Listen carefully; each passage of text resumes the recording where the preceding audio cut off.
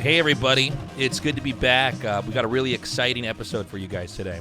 I gotta say, the weather outside has been so beautiful. I've been playing a ton of StarCraft, grinding a lot, and I've just been riding my bike when I'm not playing, because we don't really have that much work right now, at least from when this part of the recording is being made. So it's been great. I've been getting on my bike, getting some sun. They got all these cool little bike paths around Seoul. Apparently, Korea is one of the best places to own a bike. You can bike all the way from Busan to Seoul, which I hope I can do one day. But it's been cool to be outside. I've been grinding in StarCraft. I don't know how to beat Terran. I don't know why this always happens to me. I can be good at only 2 matchups. You ever have that? I've always been terrible at PvZ, for example. Yeah, there's always a race that you just can't beat. And I think Protoss is supposed to always be able to beat Terran. That's supposed to be kind of an easier matchup. But I don't know what the fuck I'm doing. I'm so lost right now. I've been trying to modernize my play, and because my wrists are finally working, but all the stuff I'm using is from 2011 or something like that. Yeah, that'll happen. Oh no, I guess I'm probably even older than that. I guess 2009. So, anyways, I've been trying to brush up and improve.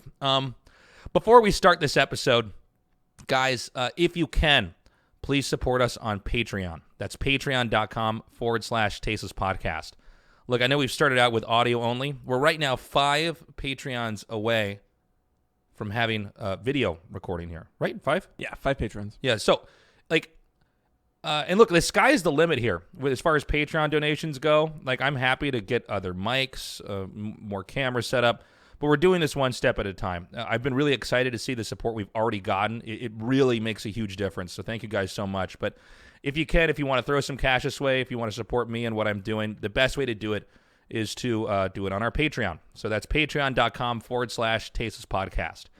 This episode of the podcast, I had the chance to sit down with the legendary PapaSmithy. He is an amazing League caster. If you're super insular and you don't know about PapaSmithy, he's a very big deal in League of Legends. He's an excellent caster. He's been living actually in my neighborhood for, I want to say 5 years or something. And he was nice enough to stop by my apartment, and we got to have a pretty cool conversation. I don't see him that much, so it was really cool to kind of learn more about his background and what his take is on casting. And I guess without further ado, let's jump into it. This is episode, 12? 12. 12. All right, we're going to episode 12 with PapaSmithy. I'm really excited to have you on, actually. This is cool. When are you leaving Korea? So I'll probably go sometime at the end of the month, just to film a Welcome to 100 Thieves kind of content and meet people. Okay.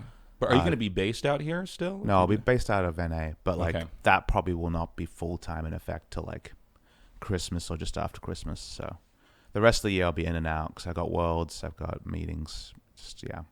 So how much more time do you actually have in Korea then?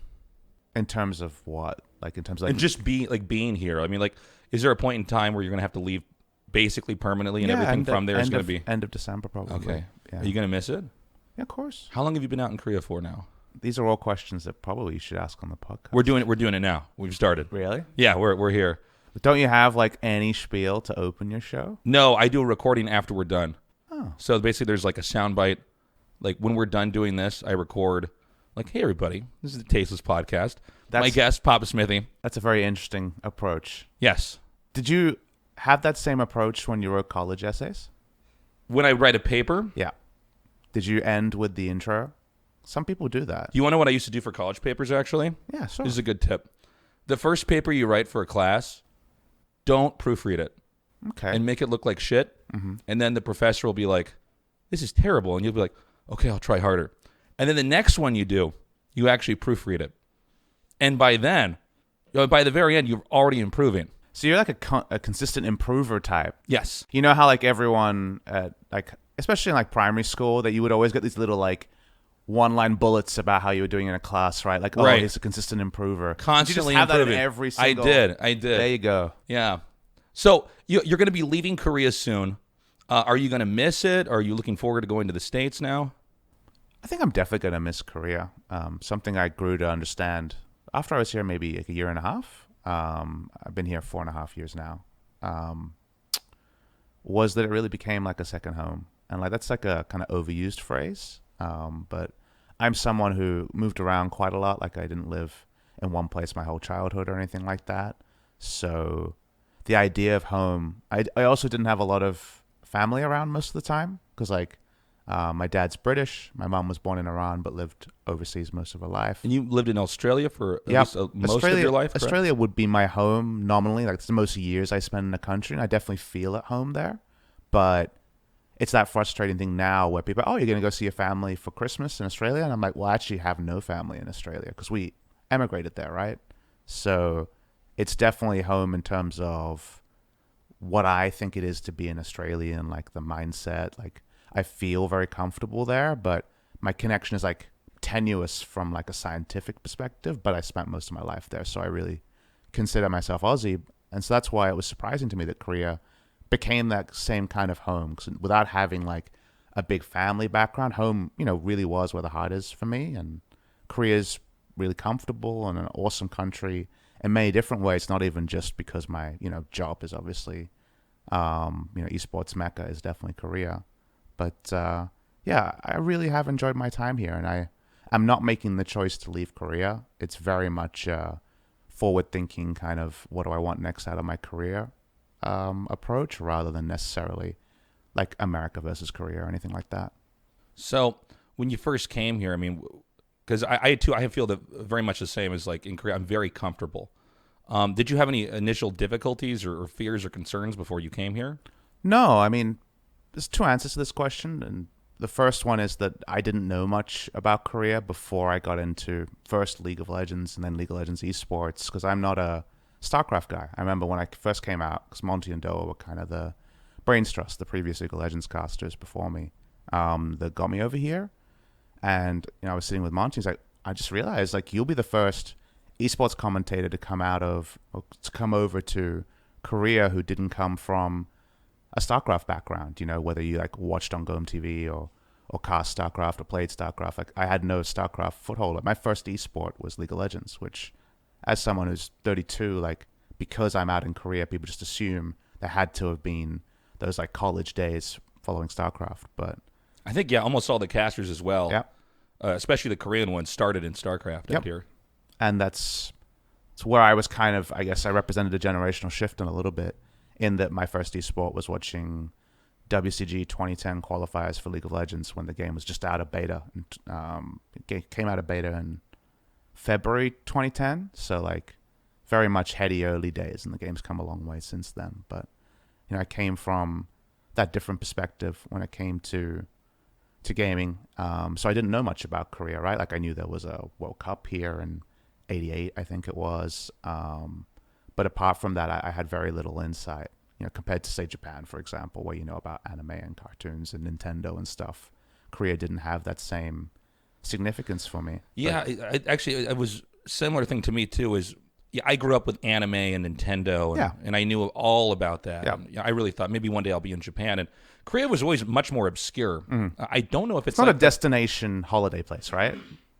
I think it's becoming one slowly. Yes. But I did not know very much about Korea. I was actually shocked when I first came here. I had one gig I did here before I ended up being able to move here, but I had no idea how big, like for instance, Seoul was. Mm-hmm.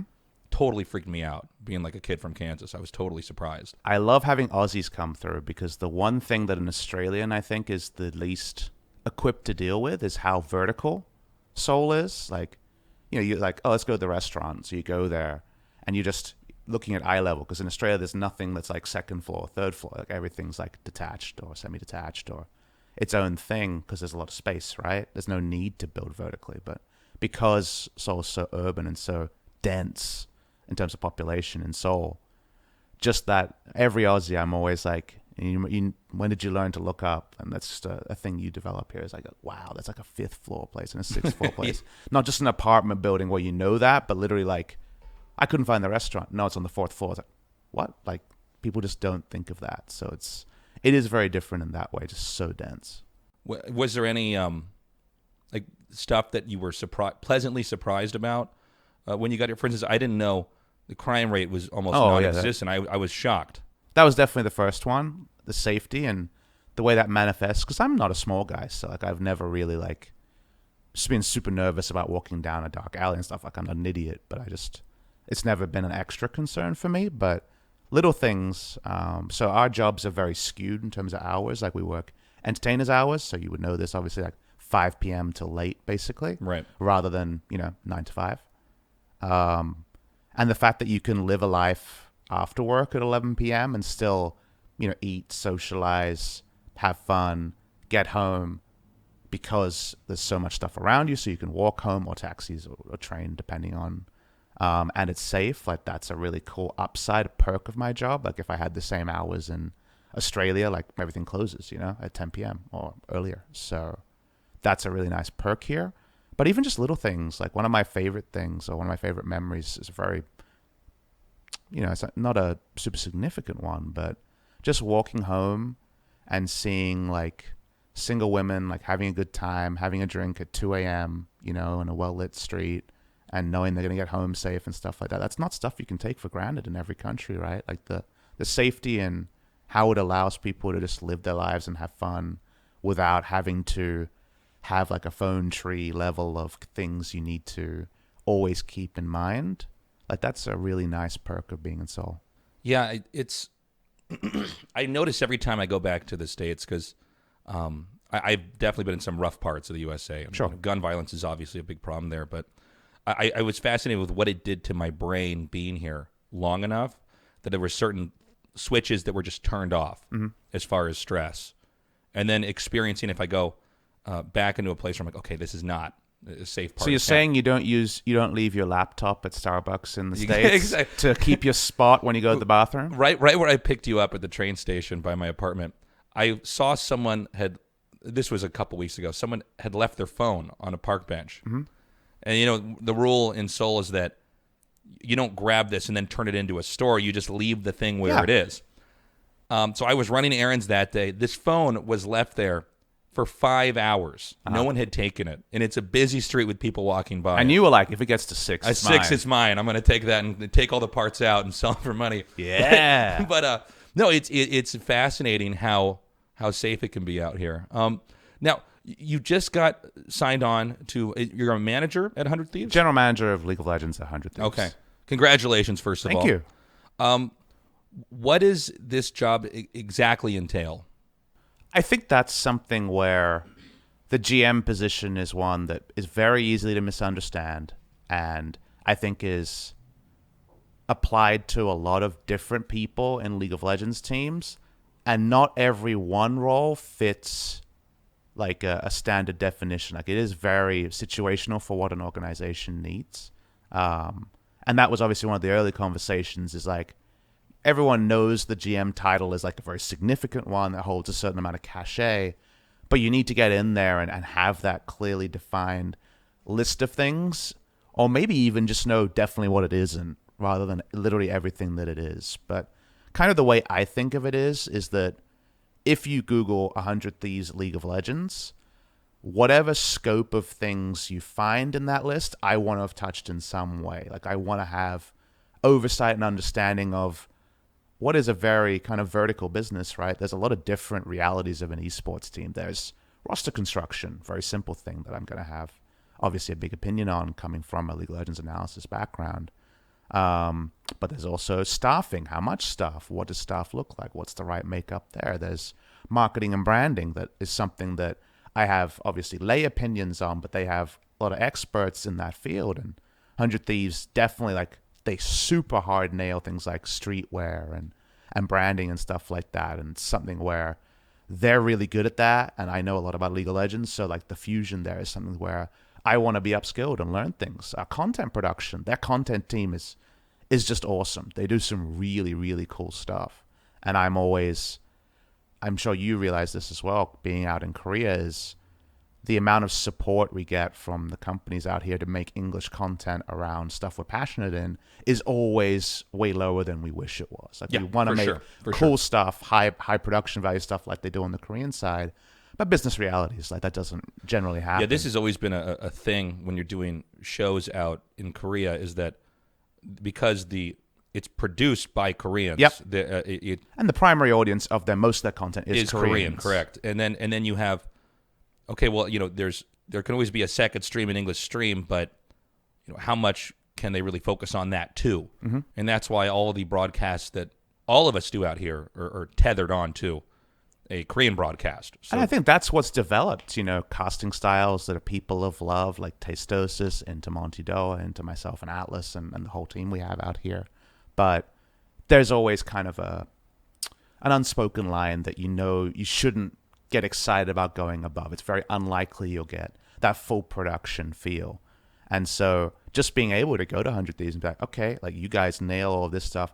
These are kind of my like magnum opuses, like what makes sense in our context that can really bring out our brand and our field and what our focus is on. Like that's something I'm interested in.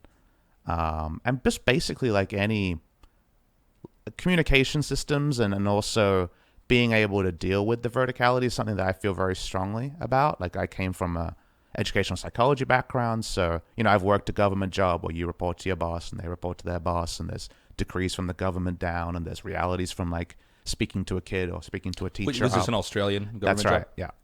yeah. So I've understood what it is to be a go-between between like the top and the bottom, and understanding how to do that, and I feel very confident in terms of conversations around that.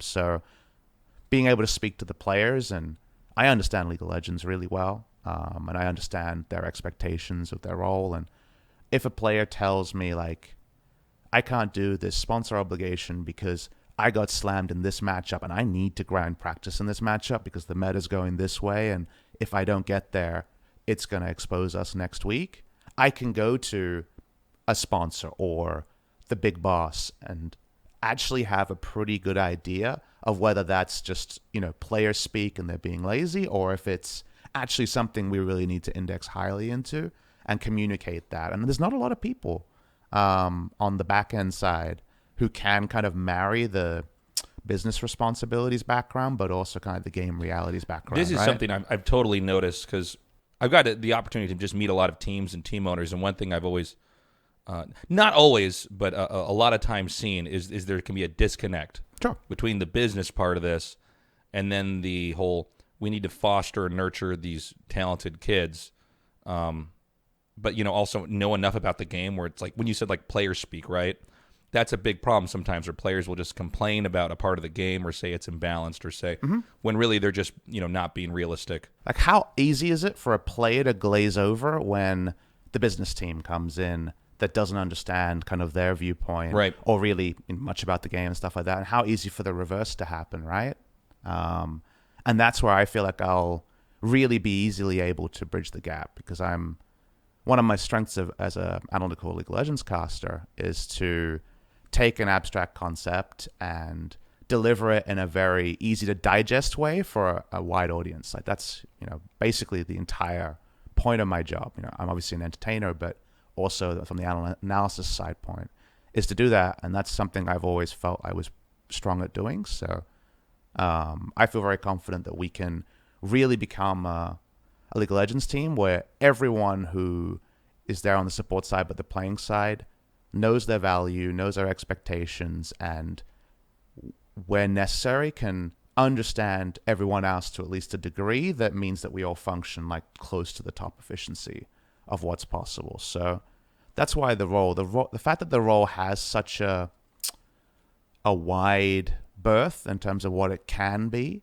or what it should be or what it is, like I'm going to make mistakes along the way. Like I'm going to need to push boundaries and learn and evolve. And because they have so many smart people in the org already, and because I'm coming in as the guy who needs to live, breathe, understand, and kind of intuit League of Legends, like it just feels like an excellent marriage of kind of two people or a person in a company. How involved exactly? And I actually am not just asking this question for people listening. I want to know too, because I don't quite understand it. How involved is Riot with all the teams that they work with? Because if I in what kind of dimensions are we talking about? I don't even know where to go with that. Sure. I guess. I mean, do you guys have to collaborate and talk to Riot constantly, or are there a lot of? Do they? I don't want to say interfere, but I mean, there's always been since eSports has started, there's always been this fascinating thing that happens between publishers and team owners. Yep. Just like there's always been something with game publishers and then studios that produce eSports events. So what is the dynamic like exactly? If you're on 100 Thieves, what is the relationship with Riot like? And are they hands-on? Are they hands-off? How does that work? And I know you're not there yet, but from what you know. Yeah, and it's mostly going to be, as you're kind of alluding to, outside knowledge or being around the situation knowledge. But my understanding, I mean, the clear thing is it's a franchise league over in North America. So it's franchise league in North America, in Europe, in China. But those are the really big franchise leagues. In Korea, is there a chance it moves that way? Absolutely. But for now, it is not a franchise league. It's still promotion relegation. So going over to a franchise team. So in case you're not aware of what that means, it means like your spot is assured. You're not going to be promoted or relegated. Like 100 Thieves will be there the entire time, in perpetuity as it stands right now, unless there's something happens unforeseen in the future. There is a lot of collaboration, right, with Riot because it's a franchise league. It's in everyone's interest that 100 Thieve and the LCS grows as much as possible, gets as popular as possible, and it's very symbiotic in a relationship there. So there's definitely going to be areas where they have oversight on or strong opinions on. Like, I'm sure we can't bring on a smoking sponsor or something like that, right? Like, that's going to be something that's going to be deemed as unacceptable. Yeah. But no Cialis sponsors or anything. But I mean, anything out there. Yeah. I've been around for other esports where there wasn't a symbiotic relationship, right? Mm-hmm. And franchise league is something that I know Blizzard side is pushing. Obviously, everyone knows about Overwatch League, but the Call of Duty League is setting up as well. I think there is a push towards more collaborative approaches, and a lot of people don't know that StarCraft Pro League was effectively a franchise league, right, back in the day. And that is kind of one of the first esports franchise leagues, and that seems to be a further push, but now more developer-sided in the future. Yeah, developers are definitely taking more and more of a role here in trying to control this. The original Pro League was set up with the Korean word chaebol, but basically the richest Korean companies came together, and it was like LG and Samsung and CJ. All these big companies came together, and then they had this thing that they were running, but they had actually pushed Blizzard out in that process. Blizzard was never involved in StarCraft. That was like a Kesper franchise versus now a more developer-led model. And this is one of the reasons why StarCraft 2 was actually made, was that they said, okay, we're going to get another IP out, and then we're going to try to take control of it. And I think that's why we've seen a general shift in publishers becoming much more interested in trying to control and run stuff. How do you feel Blizzard does with their Overwatch League compared to, I mean, obviously the numbers are clear. I mean, League of Legends, I believe, is much bigger than Overwatch is right now. Is that correct? As a global game, As a global game, absolutely, yeah.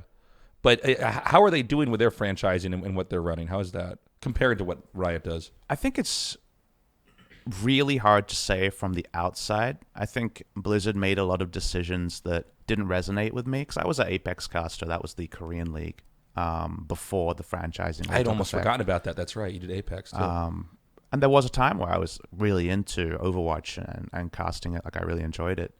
But I kind of saw the direction it was going in. And my frustration with Overwatch League was that they destroyed everything that existed to create this global league based out of North America, which is going to have certain trade-offs in terms of time zones, especially, right? So, can you expand on what you just said there? You said they destroyed everything that existed. What do you mean by that? So the franchise teams were set up, which superseded all the old teams. So it's basically like if your team didn't also already have a financial backer that could create a franchise with that roster, the roster effectively liquidated because you had to be in Overwatch League. That was the only kind of, because they could decide who could run a tournament, who couldn't, and Overwatch League was going to be the A-tier tournament. And for a couple of years, it's been based on North American time zone. So the fact that Apex couldn't exist as kind of a complementary tournament or a different tournament, like it got turned into Contenders, which is very much a tiered system, like development talent or young talent to Overwatch League talent, compared to, say, Riot, where, the LCS is the premier North American league, the LEC is the premier European league, the LPL is the premier Chinese league, and the LCK is the Korean league, is so different. Like, because Riot was always, we want each region or each major region to have something they're proud of that holds tournaments and it's big. rather than there's going to be this global league. And now Blizzard had the idea of home and away, and there will be the homestands next year, and it remains to be seen how that will go. But so much was done, on the community side to build up Overwatch, or attempts to, in the early days, that it was a bit frustrating to see, like, oh, Apex is just dead now, and its history will be referenced, but never really, leveraged in the future. Yeah, there is a degree of artificiality that surrounds Overwatch in a lot of ways, like that it. Excuse me, I'm a little bit congested today.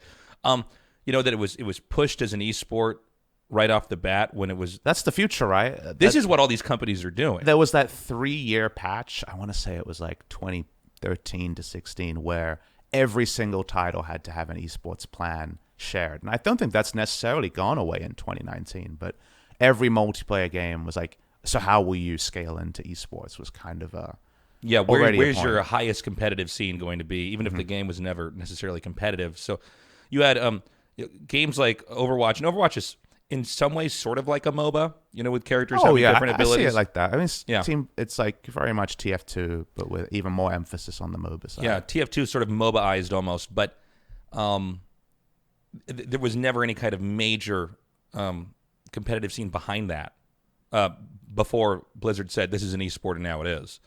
And then also just the way that they've, like you said, liquidated all these teams and everything else that could have been going on, and then basically hit a giant reset button and has tried to start growing this Overwatch League into what I guess, if I understand correctly, they're hoping that it's going to be, there'll be esports stadiums everywhere. And so the way next year is like each team is going to hold 2 home stands, which doesn't necessarily mean that they have a home stadium like under their control 365 days a year, but they're going to produce 2 kind of long weekends of action where 8 teams will be competing as kind of like a stage. So it will be a traveling roadshow in some ways, but not quite the original plan of like everyone has their own stadium they hold. And that might still be a future plan. And the thing that people should know is that Riot also like forced something. Like the LCS started in 2013. In 2012, there was a really big established open circuit with a lot of viewership. So they said, okay, let's bring an internal. We'll be the producers. We'll make this league. But to me, the difference in the two, because you can look at both and say that like a developer forced a kind of like setting, like they decided what it was going to be. It was developer-focused esports rather than television networks like it has been in Korea until recently. But the difference was that Riot was always more collaborative around the teams that they wanted in. It wasn't just, we're going to hold a bidding process and like whoever gets in with the best business plan gets in. It was at the start of the LCS era. It is, we want these certain teams in there. When it was going from the LCS era to the franchise LCS era, so when they're getting permanent partners from the promotion and relegation side, it was, if you were already in the LCS, then you still had to apply. But if you didn't get in, there was a parachute payment.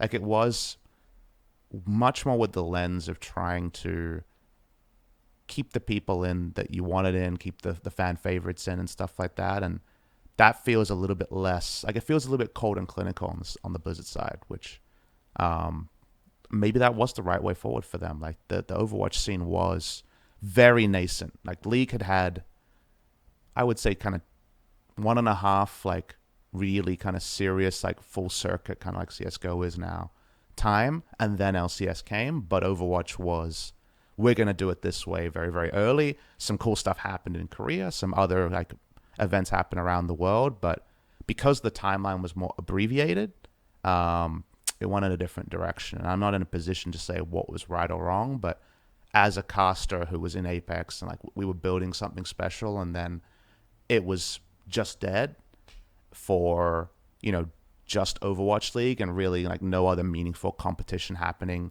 in my time zone. Because like the reason that I jived with LCK and Champions and Korean League of Legends was I was an Australian. At 6 p.m., there was sick League of Legends with high production value. Whereas at 3 a.m. or 4 a.m. or whenever the Overwatch League would have been, relative to that, or the LCS at the time, I just couldn't watch that, right? Because I was trying to lead my life. So having localized content in your time zone, which there will be some of next year, but there's not going to be like regular Korean legs there's only Seoul Dynasty, so the time zones will be different, was really important to me. And that's the cool thing about League, is that we're recording this podcast, and then after that there's European League of Legends to watch, and there's minor regions happening. Like, it does feel like you could have a 24-hour day of watching some level of competition, whereas that's just not the case with Overwatch. That's actually a very good point. I hadn't thought of that. Excuse me. Yeah, the fact that Overwatch League, that's totally true. When I'm out in Seoul, there's no time where I can turn on my TV or watch Overwatch. If you wake up at League. 10 a.m., like, you could watch like a little bit of the last game, but sure. But I mean, like, you tend to want to watch. I you think, couldn't at follow night. you couldn't follow your team either. Right. Yeah. I mean, the idea that you're right. You'd have to wake up at 10 a.m.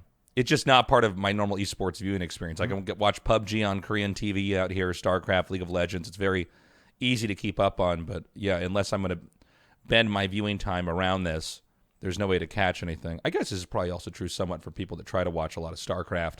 If they're in the States, there's not many moments where it's a convenient time to watch Korean StarCraft. But Korean StarCraft is aimed for the Korean audience, but attracts a global audience. Same as LCK, right? It needs to be prime time for the local audience. But if other people are watching it, they're holding a bow and they're running out Tasteless. They're doing that. Meanwhile, the Overwatch League is the only show, because that was the plan. It's the only show, and that gives it cachet, and that makes it very easy to sell to sponsors and stuff, because it's like, this is Overwatch, the big esport, and this is the only show to sponsor the only show, is a very, digestible thing to understand, but it's at the cost of being a global game. And that was what drew me to, say, football or soccer, depending on how you want to talk it, is, they would always call it, the beautiful game, the global game. It's so easy to pick up and play. And that's what I really love, is having that world ecosystem. Like, I am a caster who's always looking to what everyone else is doing and try to pick up, okay, so in that lens, that makes sense. Does that make sense for our context and our players and our style? Like, just having different styles and then seeing them mesh every year at Worlds is one of the kind of most alluring things about League of Legends esports, because things can develop in, the corner of your eye that actually ends up being a pervasive kind of global thing. Yeah, esports really is, I feel like it really is the most global thing that there is now, is online gaming. I mean, for all the talk about how, this person sits in their room or they're playing these games all day, in reality, they're traveling around the world. They're experiencing different cultures. They're meeting different people from different parts of the world and competing against them in a very healthy way. It's very cool to see that, and also, to see certain trends or styles pick up in certain regions of the world. Like the fact that now in StarCraft, European Zergs really are the most terrifying thing ever, where this used to be sort of a joke, is the European Zergs would play differently than the Korean Zergs, and everybody would laugh at that because, of course, you should be following what the Koreans are doing. And now we have Cyril as the best player in the world.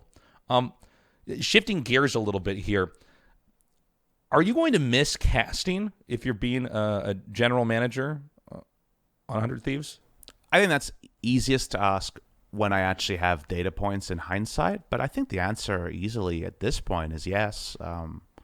It's kind of been the love of my professional career. Like, it's been the thing I've really enjoyed doing. I've got a lot of positive feedback around it, so the people have enjoyed what I've done, and I really do enjoy seeing something that I find interesting, parsing what's good about it, what's bad about it, and delivering that and sharing that with people. Like, I've always been someone who loves to teach or to share, and because that's it's a fun thought experiment to try to understand why a pro player is doing something potentially very esoteric or hard to notice or nuanced, and try to deliver that. And also because our product is a bit more relaxed, like we have fun, like there's the entertainment aspect of it as well.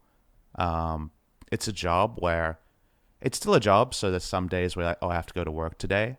You have to disrupt your routine. Yeah. So whether that's going out to do manual labor or whether that's going out to cast, like, there's some days you want to stay home or chill. Days you're not feeling on. You're like, I don't know if I really want to go shout and try to entertain But then people. then it starts, and you get swept up in the crowd cheering for their team, and just you shift into a different gear, and you're like, oh shit, I'm commentating the game I love again. And that washes over you in a certain way, and you never think about oh shit, I'm working today. Like that thought never enters your mind the moment that gear shifts. And I'm someone who, viewers listening now might notice I'm much more, my voice sounds very different to when I cast. I was blessed with a very kind of low energy voice. Like and that's not necessarily a great thing for commentating, because you need to be able to carry emotion and carry excitement.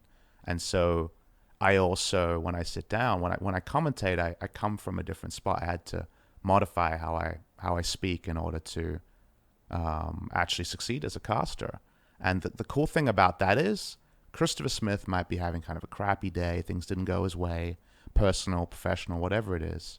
But the moment that I become, PapaSmithy, which is my pseudonym, and I shift that voice, like I'm no longer burdened by those things. Like I'm there for League of Legends, and it's no longer, the person there. So it's kind of cool that I can separate those two things and be what the viewers deserve, because the viewers are tuning in for enthusiastic, informative, excited to be there, and that's what I always deliver, even if an hour before, I'm living in regret for something else.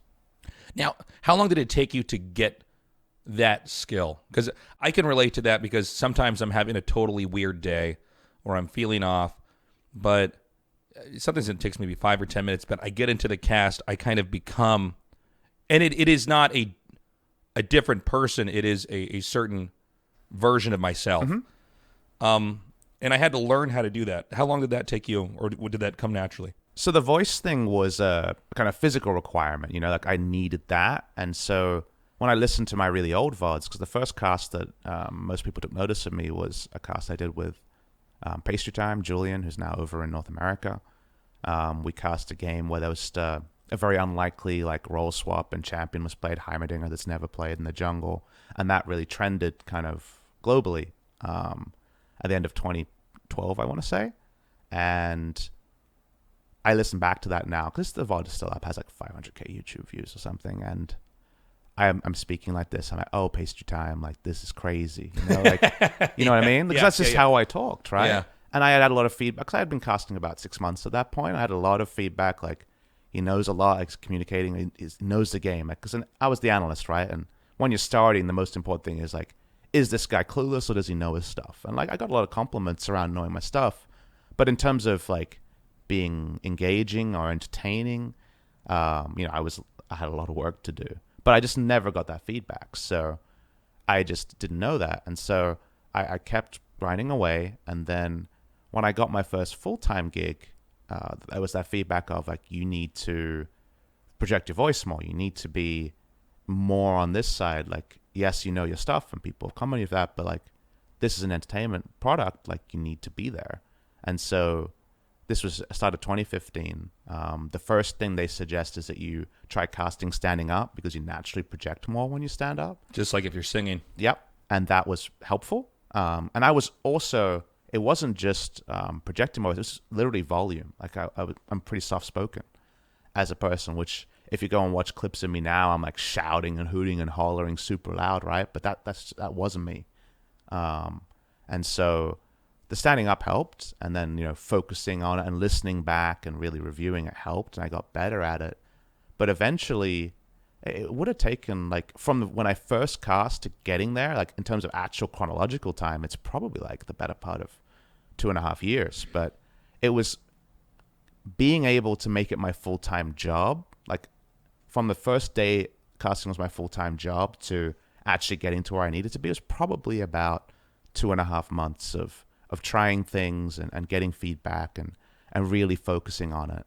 And now I'm all right, guys, I'm here today for this game, and wow, amazing. But that's not me natively, and that's something I had to develop. Otherwise, I just would never have been able to succeed. There are people who, were considering bringing me onto international events and Riot events in 2012, 2013, 2014, who internally were saying, this guy's never going to make it. It's not possible. He doesn't have the tools to be a commentator, because I was so soft-spoken. But what I learned, or what I proved in hindsight, is that having the full time, because I was working a full time job and commentating, having the actual feedback and time and being able to actually focus my attention on it was what I actually needed in order to develop to where I got to, I guess, today. What about public speaking? Was that? Nope.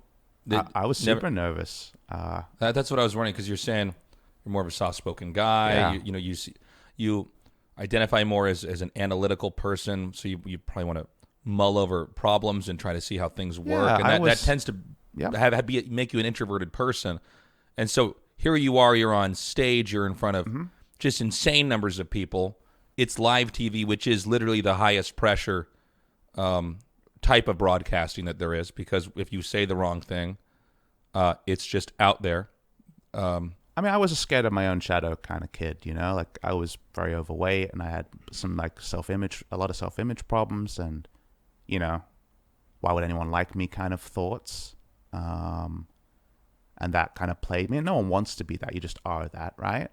And I had to learn to be more extroverted, and I had to learn to be more confident. But thankfully, I'm very good at rational thought. And so, for example, like half an hour before a big broadcast, especially when I was at the start of my career, it's like, oh my God, like I hope I don't make this mistake and that mistake. You're a bundle of nerves, right? But I was able to supersede kind of the negative thoughts with thoughts like, all right, so it's not useful for me to be nervous now, so I'm just not going to be nervous. And I was able to supersede kind of the... So you're able to like cognitively get out in front of that and say, well, this is actually thinking this that will then cause this feeling. Because if you're nervous about how nervous you're feeling and then you fail... That's the worst. then like it was a self-fulfilling prophecy. But if you recognize that you're nervous and you know that it's fine to be nervous, people get nervous about things, but it's not in any way helpful for the broadcast. I kind of got a macro in there, right? And jammed it in the middle. And that was helpful at the start. And I had some really good role models when I moved to Korea, like Christopher Monte Cristo was a really good role model. And he's a very self-assured person. He's very confident. Very confident. Like he knows what he knows. He focuses on his strengths, and he focuses away from his weaknesses. And when he told me like, "You're good at this," it meant something. And so over time, I developed an understanding of what I was good at and what my strengths were, and I grew to become a lot more extroverted and a lot more confident, because the best part about casting, it's probably the thing that really allowed me to become the person that I am today, which is so different from the person I was 7 years ago, is, and I'm sure you know this, the best part of casting is not when you get the smartest analytical point or the best possible game. It's when you realize that the viewership really wants you to be super excited and interested in something and share it with them, and that's exactly what they want. They don't want the sickest announcers. They want Tasteless delivering something Tasteless cares about and Tasteless enjoys. They want the casters to be having fun. Yep. If everybody's having fun. And that's what they're listening for. They're listening for Tasteless having fun. They're like, that's exactly what I wanted, Tasteless. That thing that you wanted to tell me is what I wanted, because of the way you're communicating, because it's so clear that that's what you're into. And that again, symbiotic, I've used that a couple of times this podcast, but symbiotic relationship is really addictive. So I got to become me, and I got to learn that people actually wanted me. They didn't just want smart, generic League of Legends commentator. They wanted Christopher Smith, PapaSmithy, whatever you want to call it, sharing his humor and his knowledge and the things he enjoyed. And that, that made it much easier to argue down automatic thoughts or negative thoughts. And so while I haven't necessarily, become a different person, I've been able to more clearly understand who and what I am and be comfortable. And my favorite thing about my life now compared to 10 years ago is that I look at myself in the mirror and I'm proud of the decisions I made, and I know that I fought for the good fights I thought I needed to fight for. And that's so cool. I try to focus on integrity and doing the right thing, and I make mistakes along the way, but I've gotten a lot better at smiling at myself and feeling confident. I'm happy about myself. All right, guys, we're stopping for a quick break here, and then I'm gonna do my usual plugs. You were saying you were phlegmy today? I'm a little bit phlegmy. Yeah, I've been having a lot of I don't know if it's the pollution out here or what. I don't mean to make soul sound unappealing, but There definitely is a lot of pollution out here, but a lot of times in the morning, I always got to like spit stuff out, like when I'm taking a shower. Do you In ever the have that? morning. Yeah, No, in the I don't have morning. that at all. Really? For me, it's usually like I have to have a quite greasy food. Like if I have like pork belly like we had for lunch, Yeah. or if I go to like a burger place, usually something about like the greasy food just makes like Oh, maybe that's what I it get is really phlegmy. Because every once in a while, yeah, I'll get like some pizza or something Yeah. just down and dirty because I yeah. have to. That's when I got to spit. Okay. Because I've been a little bit phlegmy too here. So anyways, that was Ryan, who I work with here at the Tasteless podcast. Again, guys, if you can support us on patreon.com, it goes a long way to helping us make the show a lot better. So it's really appreciated. I really want to keep doing this and trying to build this up into the best show it can possibly be. And I feel like I'm learning slowly over time, kind of how to interview and how to podcast and stuff. It's been a really cool experience. Is there anything else I need to say? Is that it? GSL tomorrow. GSL finals is tomorrow. Yeah. People are going to know the results, but who do you think's going to win? It's Rogue versus Trap, right? Trap, right? I think Trap's gonna get it. Really? I think he's just the protagonist of GSL this year. Like Yeah, that's true. everyone keeps doubting that he's actually gonna succeed, but I like that. Trap is just. I'm pulling for him, man. Could be a real Cinderella story if he wins. Yeah. I'm going to use that for the cast tomorrow. Okay, so we're going to go back to the original recording. This is the continuation of the PapaSmithy episode. Enjoy. If I understand correctly, you were a therapist for children? Yes. Before you were That's right. a caster. Did you work in a school or were you in a... I worked in a group of schools, so it's kind of like the easiest way to understand it is people understand the idea of like a rural doctor, like you do your like apprenticeship away from the city and you come back to the city afterwards, just so that the country doctors the country hospitals can actually get access to resources. Same thing in psychology, where I was based out of a city 3.5 hours from Perth, which is a very remote capital city. It's the one on the west side, right? Yes. It's like the really isolated city. That's right. I think it's mining city, right? I wouldn't necessarily, but it's definitely mining. Like Western Australia is definitely known for mining, but Perth itself is not a mining city. Okay. There's a lot of them out there. It's the most isolated capital city in the world, in case I'm mistaken. And 3.5 hours inland from there. So like, moving towards the east from there, which is a small wheat belt town known for like crops and stuff like that, like 3,000 people, not big by any means. And so I was basically like all the schools within like public schools, not private schools, within like an hour's drive. Like I would basically be every school, because the government of Australia has a kind of like every school deserves access to this kind of person, an educational school psychologist. But obviously if it's a small school, you might get half a day every 2 weeks. If it's a big school, it might be 3 days a week. So I kind of had that like FTE idea of the amount of time I spent at schools was decided by the government, and he just negotiated the specifics with the group of schools. So you were there 2.5 years. 2.5 years, and it was just mostly just kids coming in who were, they were depressed or they were dealing with anxiety or... Basically the full realm, because I was doing primary and secondary schools, so Okay. it was like the full gamut, all the way from like kindergarten to year 12. And I was... Yeah, there was definitely like some grief counseling and depression stuff. Like I definitely had to diagnose depression and that sort of thing. It would be intellectual disability and like obviously a lot of school-focused problems around getting the most out of a kid. Like this kid's struggling, why? Or I felt this kid could be doing better, why is he not? And a lot of conversations with parents around, okay, so is this kid being set up for success? What are his priorities and things like that? But it was kind of the full spectrum. Like it was like this kid's having trouble making friends. Like, can you help him pick up some skills there? Or these two people had a big falling out and they used to be friends. Can you talk to both of them and try to marry that? So it was whatever the scenario needed. So it was a very umbrella kind of position, but one I really enjoyed because I love talking to people and trying to help people through their issues. So how does one do that and then somehow end up in Korea Fair question. casting League of Legends? So it was just so I didn't have a lot of friends. Like I'd never lived outside of a city in my life. So, and there was obviously a culture shock to some I'm sorry, you degree. never lived outside of a city? Yeah, I'd only Okay. been like a big city, right? I hadn't Okay. I hadn't been in a small town. So I played video games and I played a lot of League of Legends. I played originally Dota in college, 2005, 2006 time, and then had enough of it, gave up on it. Someone got me into League of Legends. I went to like a football game, AFL, actually Australian football game in 2010. And they're like, you should play it. It's like Dota. And I was like, no, I kind of did Dota. Like, I don't need to. When you say Dota, you mean that'd be Dota on Warcraft 3 mod, right? yes. Okay. And I was like, no, I'm kind of done with Dota. I don't want to play anymore. But ended up playing a couple of games and got into it. And I was decent. So eventually when around 2012, I got scouted onto a professional team, and it's definitely inverted commas compared to like the professional scenes even in Australia, but definitely globally now.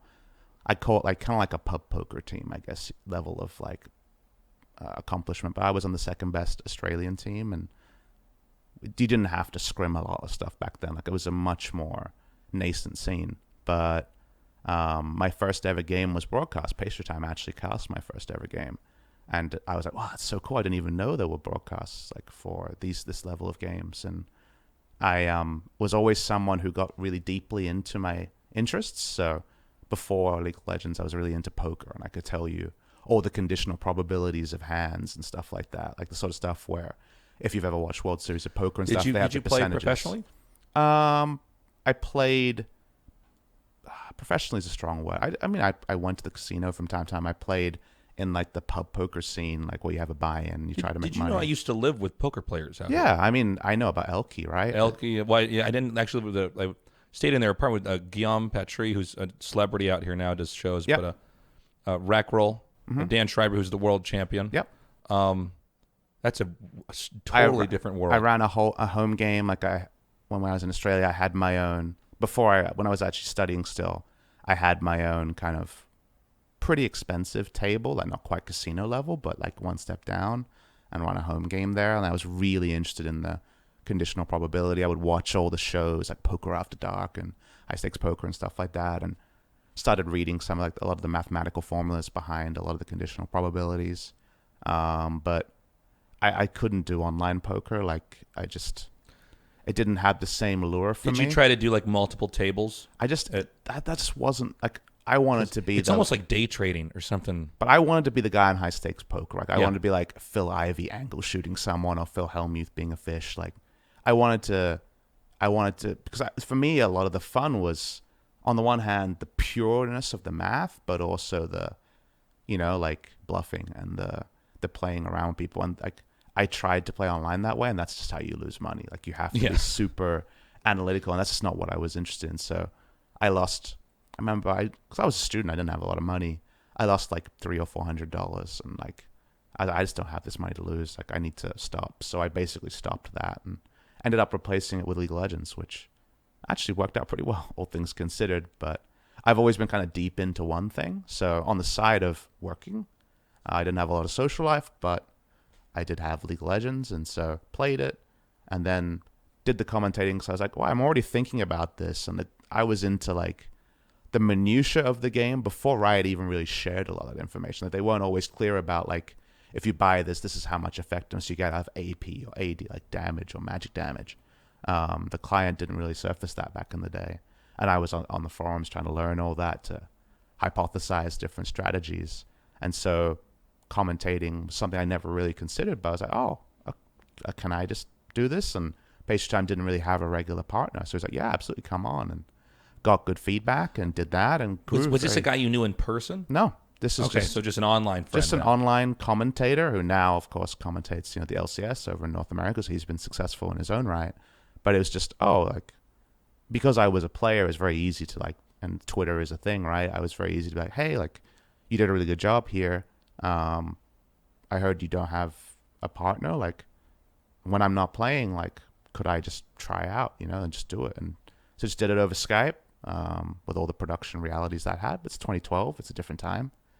And he liked working with me, and I liked working with him. And we started doing local stuff to, 2 to 10 viewers, and grew kind of organically. Like I cast over 1,000 hours before I got paid anything. But it was just, I had a lot of free time when I wasn't working, and I didn't really have a social life. So I did more and more commentating, and eventually it got more and more serious as we went on. So this is a thing where you were just doing this because you liked doing it. Just because I loved it. And you had free time, and you're in kind of the Middle of nowhere. Yeah, middle of basically. nowhere. I almost said that. I thought maybe that's too crude. But No, it's yeah. pretty much true. Yeah, you were in a place where there wasn't much to do, and so you fell into this thing. And so it wasn't like you were trying to get into this career as some kind of an escape route. Nope. From what you were doing. I mean, in any case, like commentating and playing the game were an escape route, right? It's escape from reality. Like this is like that's gaming is that on some. I guess I was right? asking more of like, was this ever an attempt to escape from the career you had? I being never a knew counselor? there could be a career in commentating games. I had no idea. Like you obviously were already, established at this point and working in the field, but I didn't know the field existed. So, that's kind of one of my favorite things. This was especially true in the early days, but it's still true to this day to some degree, is that because all of us got to our positions without cynicism. Like no one cynically became an esports commentator, especially kind of the older generation. Like you did it because you loved what you were doing, and then you kind of fell into opportunity is kind of how the way it went, or you got too big to fail. And so my favorite part is whenever there was a new commentator hired or a new esports writer hired, it was like, wow, great. Our field is growing, and you were legitimately happy that another person had gotten in because you knew how hard they worked and that they were ready for an opportunity that didn't exist. Most people, right? The esports had to catch up to where some of the talented people already were, but there was no money or opportunity for them. So that's one of my favorite things about esports is that every consecutive person, I'm like, excellent, another great person. Congratulations. Like this is good for everyone. You obviously most significantly, but the discipline as a whole. So it was a very different time, very heady time. That is a good point. That nobody got into this necessarily knowing where they were going to end up. I want to be a lawyer because I make a lot of money. Yeah, or it's I like heard that thing doctors that make a exists. lot. Yeah, There's no. I heard that esports commentators make a lot. It's like, oh, I didn't even know there was this, but like that sounds pretty cool. So yeah, it was an unlikely path, but I think everyone has their own unlikely path to get to where we were. Like we're starting to get some younger casters, like Ender, for example, over in the LEC is 21. So the LCS was 2013, so 6 years ago. So like he would have been like 15, watching the first seasons, and so he would have at least then had a pathway to I want to be on this product. But when I started, there wasn't quite those levels of products. There were just MLG and IEM and stuff like that, and that felt very far away. Like there was not much tangible there as an Aussie boy to work out how you would ever be on a show like that. But I feel like nowadays when we have franchise leagues and the life expectancy of League of Legends is kind of undefined at the moment. Like maybe it lasts forever, maybe it's over in 5 years. We can't know. But there being stable, well-supported, well-watched frameworks suggests it's going to be around for a long time. And suddenly, if you're young, you can make realistic goals like, oh, I want to be on this product in 7 years. Because if you did that in FIFA 2005, well, it'd be FIFA 2013 by then, right? But if League of Legends has been around this long and theoretically could keep going, then you can actually make plans for the future in a different way. And maybe you can start to think about, I want this career for me. Whereas you especially kind of made a career out of English side of commentating. I just didn't want to have a job. Was what I was doing. Well, I got bad news for you. You've had a job for a I while fucked up, now. and here I am in this fucking job. No. Basically, I got hired to do a couple events overseas to cast, and then I look around and be like, wait a minute, there seem to be people who are much older than me that are walking around doing this, and they're probably getting paid. Who were those people? Like Red Eye and stuff like that? Who? Literally Red Eye and DJ Wheat. Sure. Those guys mentored me a lot, but I mean, I just met people running the event. I thought, oh, this seems to be there's people. You get to an event, a day or two beforehand. They're setting up the venue. They're building the stage. There's game publishers down there, and I thought, man, this could be something. And I was in school. I was studying philosophy, and I actually studied to be a counselor very briefly. I turned it into a psych minor. Not that it matters, because I never. I think a lot school. of people do a psych minor, right? Yeah. It was fun. I really enjoyed studying it.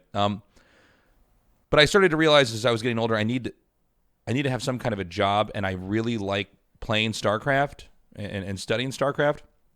And so eventually, I kept getting hired for these casting gigs, and I eventually got a job offer out here. And I thought, My story was pretty similar, but obviously a lot later in the piece. Yeah. And I mean, the idea of me just being able to continue to talk about my favorite computer game, and not have to, I don't know. I mean, I was afraid I was going to end up at some job that sucked. I had this job that I had to move furniture at for a summer, and it was the worst thing ever because I was so exhausted. My body was so tired by the end of the day. The funny thing is... It looks great, but yeah, that's right. The funny thing is, connected to your point, is that there are a lot of people, even in my field, who have been around in League of Legends casting a long time who didn't have a full-time job before casting. And those are the people where, you end up sounding like your father or something, but you're like, no. Like, I worked not casting, so I know how awesome casting is or how different casting is. And so because you can't, like, they're jaded in a certain way. I'm like,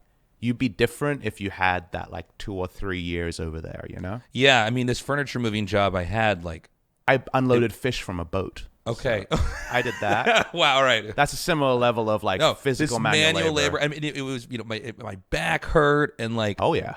I remember getting home because I lived in the dorms. It was a job for my school. I painted dorm rooms, moved mattresses, helped throw out old furniture. I could see you as the thug. I could see that.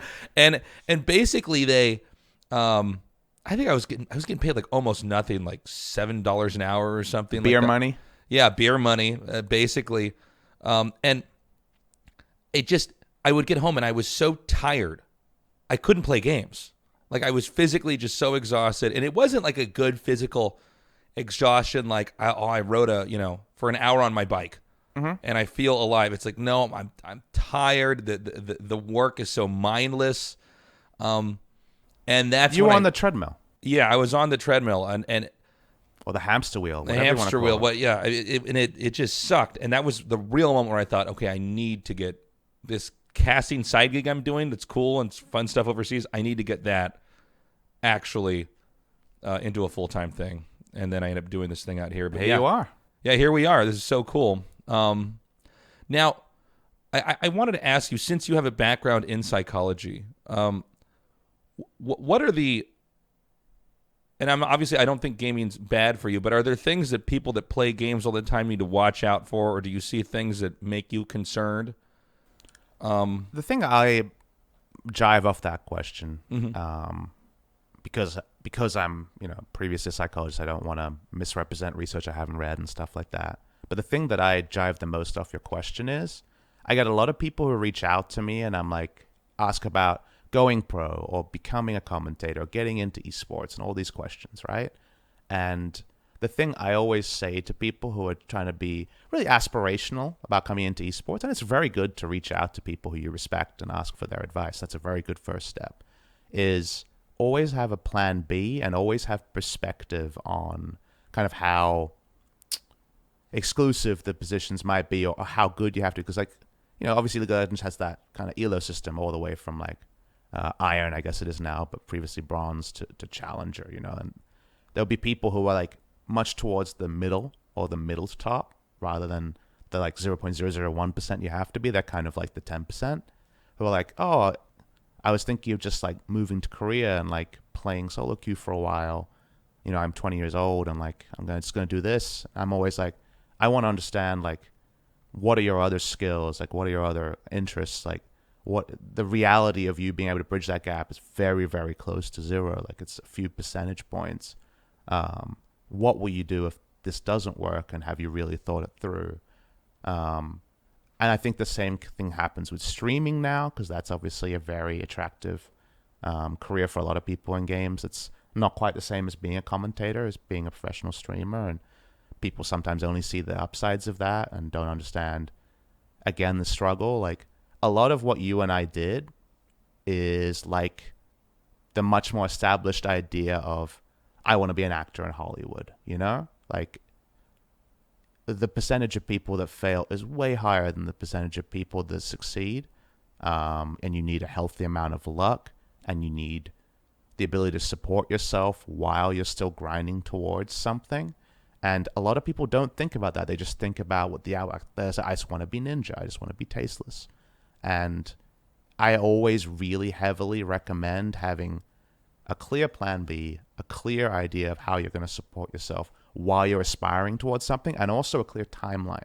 Like for me, I quit my job without a casting gig ready to go. Like I quit because I just didn't want to do that anymore, and I knew if I was still trying to half become a caster, it just would never happen. So I said, okay, I'm going to give myself a year. I have savings from working this job for 2.5 years. My parents are going to put me up, and they're enthusiastic or at least supportive of trying to help out. If it doesn't happen by this date, I'm going to take a master's degree in psychology and fully pursue that career. Because there was stuff I loved about psychology and stuff I didn't love. Same with everything, right? But if it doesn't happen by this day, it's just not going to happen. But at least I will always know that I gave myself every opportunity to make it happen. And that's the way I approached it. But I was also 20. How old was I at the time? 26. You know, like I was always someone who was a very questioning person. Like I fell into psychology because I was always why did that person do that? And why would he do that if I would never do that? And why did she think that when I would have never done that? I was always a questioning person. And a lot of people are very young trying to work out how to get in a career and being too ends focused rather than understanding the journey along the way. And so there's definitely people who make unhealthy life decisions with the goal of becoming something established that I would definitely recommend, like, really think about it and vet your process with people you respect, whether it's parents or friends, and understand what it takes to become the end product that seems so attractive at the first glance. I think it's a really, really intelligent thing to say, because I think a lot of people don't see the process, they just see the end result. Mm-hmm. Do you feel that social media, because I feel like people are more like this now, young people are, than I think my generation, or I guess our generation was, and I wonder if it's because of social media, if because people are showing success on their social media so often and not generally sharing honest struggles or the hard work they do, that people have become an instant gratification culture, or have become unappreciative of actually having to grind and work hard and build yourself? I think there's always, like, I can see the argument that social media in general, when it comes to specifically kind of the finished article people rather than the people aspiring. So, like, you know, there's always a power relationship, right? Where you have the trendsetters or the completed articles, and then a lot of fans or new people or young people trying to work out how to get there. I think when it comes to the established end, which would, I guess, in this case include you and I, when it comes to esports casters, is those esports casters are probably only going to shine a light on things they're either paid to shine a light on, or things they're proud of, or, you know, they're going to be very selective about their show because they have to maintain an image. And so if you're a young person and all you see is that, then I can definitely understand how that happens, right? Well, that misalignment might happen because social media is hyper-focusing on the finished article stuff. Now, I don't necessarily think that happens with the fan base. Like, I think there's a lot of people who share vulnerable stuff, and I've shared vulnerable stuff from time to time. But yes, I can understand the lens there, and I definitely think there's truth to it without necessarily being able to understand how much of that is causative.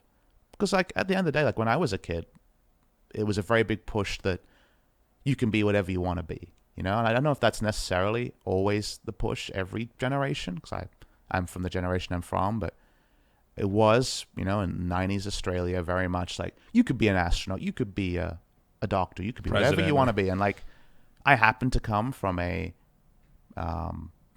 middle class, very supportive of education, loving family, and there's an argument that I had a higher propensity than most people to become that. But obviously there's also realities, you know, when it comes to IQ and stuff. There's definitely genetic factors there. Like, it's a half truth, and I think that social media is a half truth as well. And I do grapple nowadays. Like, I'm sure you kind of grapple the same, because I'm 32. You're what, like 35? Yeah, so we're cut from the same cloth. It's a lot, like, we're boomers, you know, we're esports boomers, Tasteless. I don't know if you know this, but everyone's using that recently, and it's like, my dad is a baby boomer. He was born in 1947. Right. Yeah, same with my parents. Actually a baby boomer. But we are esports boomers because we were around in the esports boom, which is like kind of 2012, 13, 14 in the West. Way early in Korea, but for English language. And so I'm good now, as I said, at understanding what I am. And I'm like, oh yeah, that is me. Like, I'm not going to do the thing where I'm like, I'm super young and handsome. Like, I'm 32. I am what I am. And by esports standards, I'm old. Like, I think That is weird though. The esports. Yeah, I guess we are esports old. We're esports old, but like 30s is just not. I don't not feel old. I don't feel old either. But the moment I'm casting, I'm comfortable with being esports old. Sure. I mean, for example, we just had one of the greatest League of Legends players retire, Score, who had to retire to go to military service. He's the same age as Flash. So he's like 26, 27, Western age. And his nickname that I gave him, that we've used for a year and a half, is Old Man Score. Yeah. Because he was there. He's the only player that was still playing active, that played in the Invitational League of Legends tournament in 2012. And he was still there in 2019 till very recently. And he was old by the standards of the title, because the people that started watching, would have seen him for 7 years, and no one even knew League of Legends would be a esport for 7 minutes, let alone 7 years, right? So it's all relative, and we're old relative, and that's fine. I can celebrate that. I feel young as an adult at 32, and I'm okay with being old as an esports commentator at 32. Last question. If you had to give advice then to somebody who is aspiring to get in a position like you've obviously had a very successful career, and you're now making this next big step, going on to 100 Thieves to be a general manager. Is there any advice you'd give to somebody on not necessarily to be you, but to be a successful person in esports, or I guess in life in general? Such a hard question. There's so many different ways. Or something that you live by. And I feel like I'd give a different answer every time, right? Like, that's how it feels. But I think just always have your eyes open, and always be communicating with people you respect, and always be true to yourself, and understand your strengths and weaknesses, and work, and understand that even if you work at some of them, you're probably never going to change. You're still going to have pretty similar kind of strengths. Like, you can't necessarily turn a weakness into a strength, even if you spend upteenth hours working on it.